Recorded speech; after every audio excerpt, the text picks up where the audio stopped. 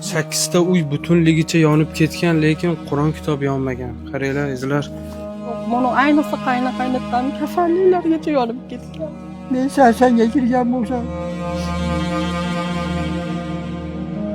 Azizlar, kuni kecha Andijonda bir hamyurtimizning boshiga og'ir musibat keldi.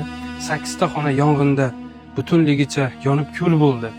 Ekspertiza tokti zaminkanish tufayli yong'in kelib chiqqan deb xulosa chiqarib beribdi. Talofat 2 ta xonadonga yetkazilgan, qo'shnining uyiga ham kirib ketgan.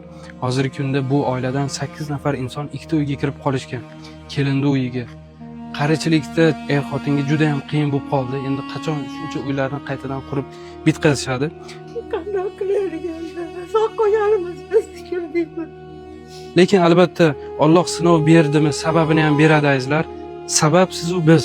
Shu videoni ko'rdingizmi? Iltimos befarq o'tmang. Hech bo'lmasa 5 ta 10 ta do'stingizga shu videoni tarqatib qo'ying. Like bosing albatta. Qo'lingizdan kelgancha shu kartalarga ehson qilinglar azizlar. Bugun 6-may kuni. Xudo xolisa 2 kunga shu videoni yoqamiz. Qo'ldan kelgancha hamma shu kartalarga ehson tashlasa, biz endi uyda tulaligicha qurib bitqizilishigacha ehson tuplab bera olmasak ham qo'limizdan kelganini qilamiz albatta. Sizlar bilan birgalikda.